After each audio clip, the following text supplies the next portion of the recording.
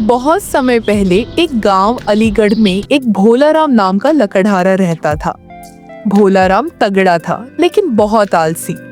वह ज्यादातर पेड़ के नीचे सोता और सपने देखता। हर दिन वह कुल्हाड़ी उठाता लेकिन पेड़ काटने की बजाय लेटकर सो जाता। भोलाराम को अक्सर सपना आता कि उसे बिना मेहनत के सोने की बोरियां मिल जाए। एक दिन तपन आरशी नामक साधु जंगल से गुजरे और भोलाराम को सोते देखा। आरशी ने गुस्से में कहा, तुम्हें मेहनत करने के लिए सब कुछ मिला है, फिर भी तुम सो रहे हो। भोलाराम हड़बड़ाकर उठा और बोला, मैं तो बस थोड़ा आराम कर रहा था। इस कहानी को आप लोग बिल्कुल भी स्किप मत करना, क्योंकि इस कहानी का असली मजा तो आगे है। तपन आरशी बोले, जो समय को बर्बाद करता है उसे समय ही एक दिन बर्बाद कर देता है। भोलाराम ने वादा किया कि वह अब मेहनत करेगा और आलसी नहीं बनेगा।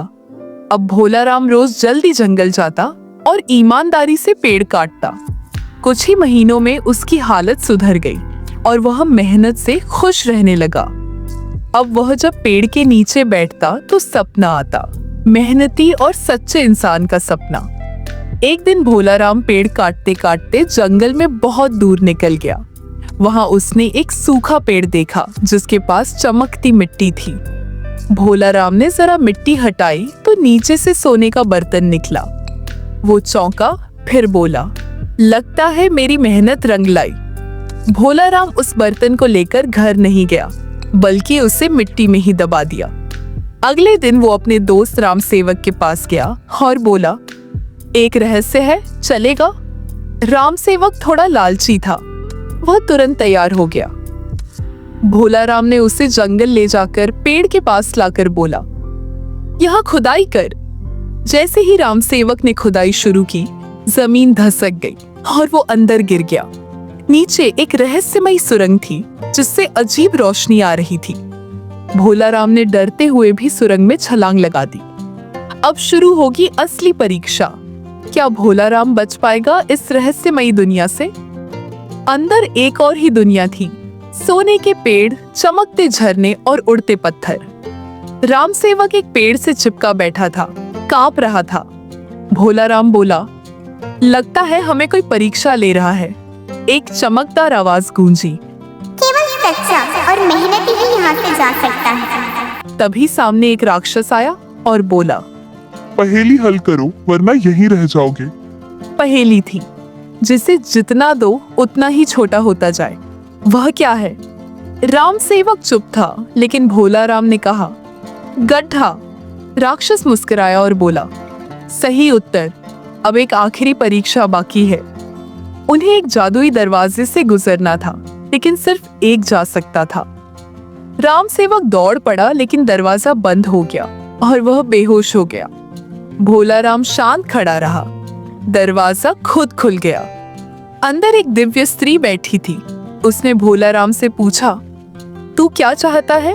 भोलाराम बोला, मुझे सिर्फ इतना दो कि मैं मेहनत से जी सकूं।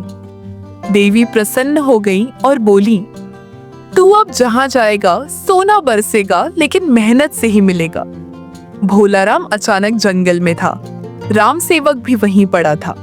राम सेवक को कुछ याद नहीं था, लेकिन भोलाराम सब समझ गया था। अब वह और मेहनत करता और सोने की लकड़ियां मिलने लगी।